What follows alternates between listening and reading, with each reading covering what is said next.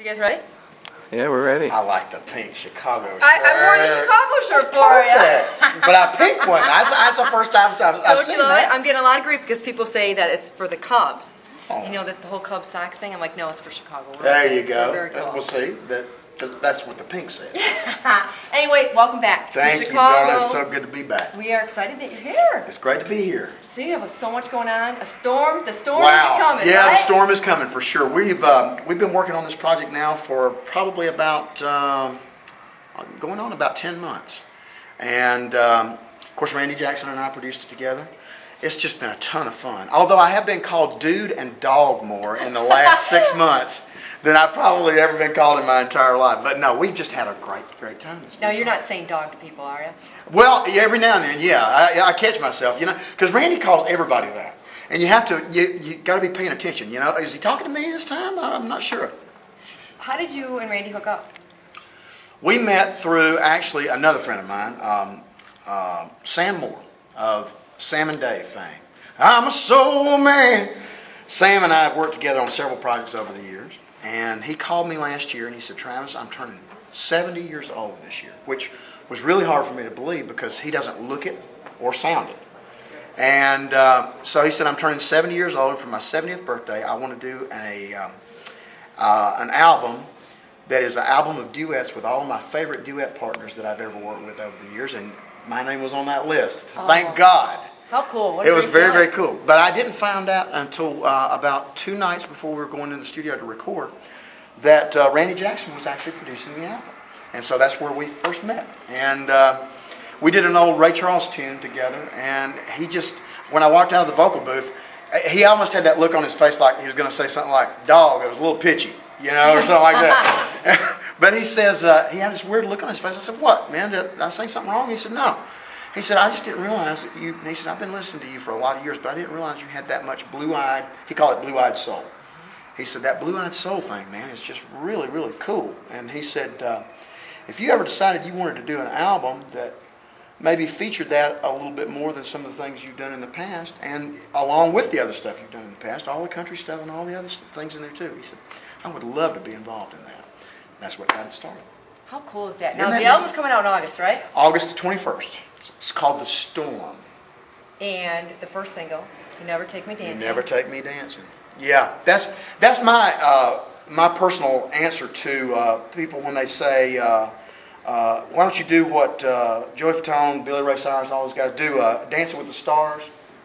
Because with me, dancing, first of all, it would be Dancing with the Scars, S-C-A-R-S. And then, second of all, I don't dance, man. I just don't. You're a musician. Well, that's right. I've been spending my entire life playing music for other people to dance to. That's what I do. I do that, okay.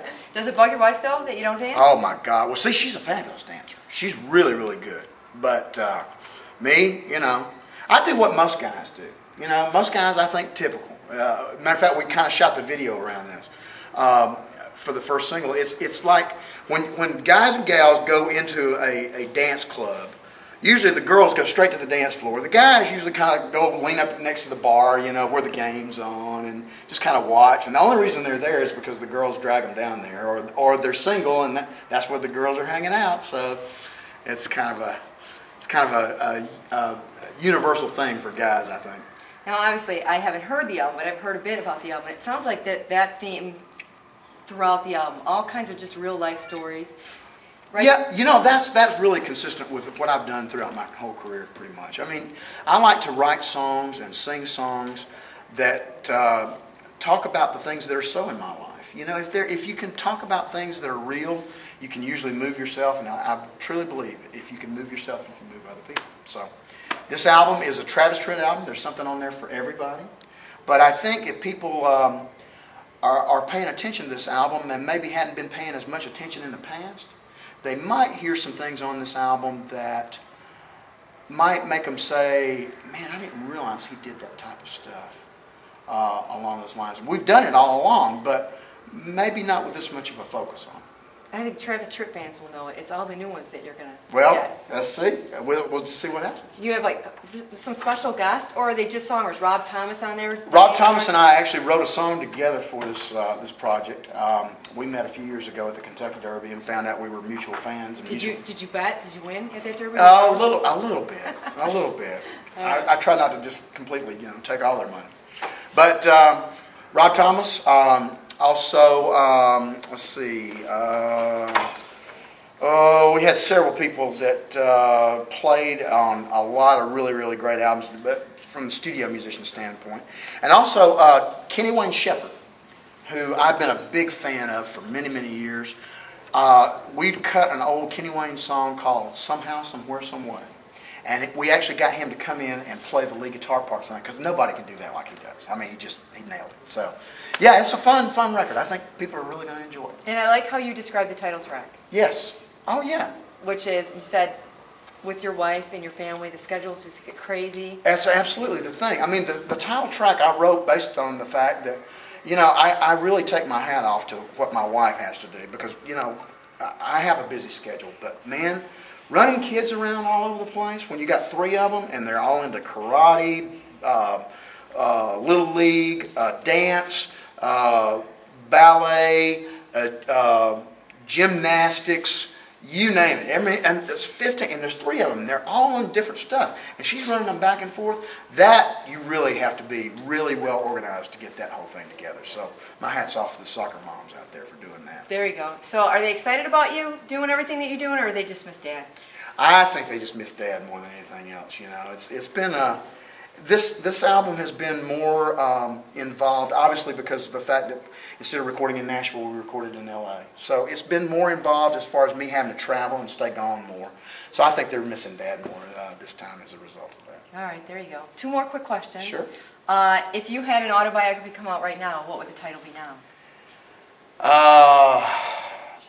Wow.